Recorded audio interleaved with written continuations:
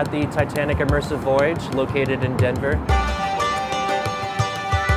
It's an experience that kind of gives you a first-hand experience on what it's like to be on the Titanic when it departed, when it was out at sea, encountering the icebergs. And then we also have part of it where you can experience when the ship hit the iceberg and started sinking itself. So it's kind of a good, mostly hands-on experience to see what it was like to be on the Titanic during that fateful day. So our exhibit is extremely immersive. So there's different parts of the different rooms that you can go through to experience different parts of the ship. For example, we have what it's like to be at the Titanic on the day of the departure. So you can stand outside of the hull of the ship and kind of see what it looked like boarding the ship from the first class entrance. We also have another room where you can walk in and stand on the bridge and kind of get that view of what the captain saw when he was on that bridge on that day. We can go to the crow's nest and you can actually climb inside the crow's nest and kind of look around and scout out the area to see what they were scouting for that night, what it looked like that night before they hit the iceberg. And then you can also experience the boiler rooms where the iceberg actually penetrated the ship and started filling up with water. One of my favorite fun facts that I kind of like to share with everybody is actually about the grand staircase that's kind of behind me right now.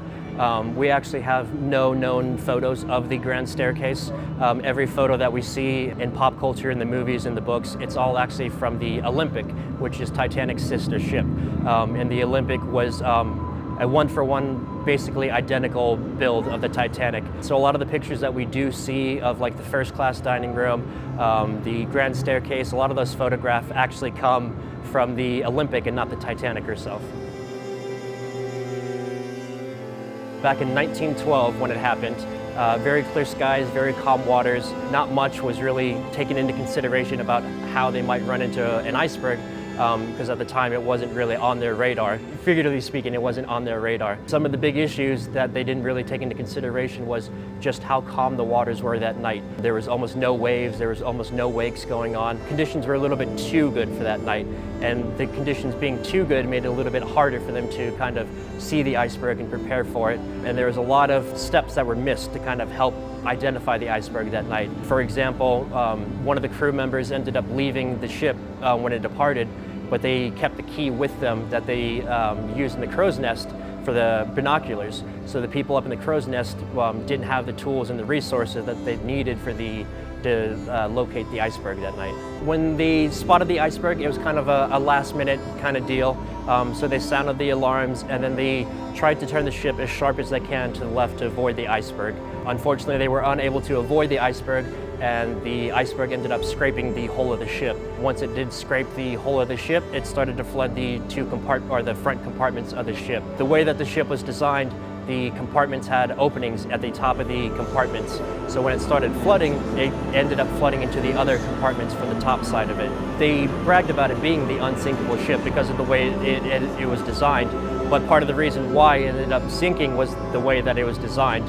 So the way that they were bragging about how it was unsinkable actually ended up being the reason why it sank.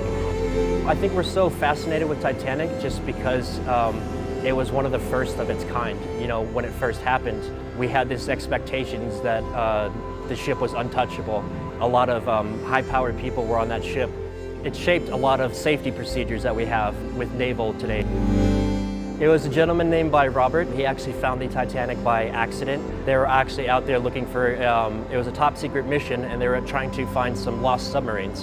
When they were out there looking for the submarines, they kind of accidentally stumbled on the Titanic. So it wasn't even planned. They weren't out there looking for the Titanic.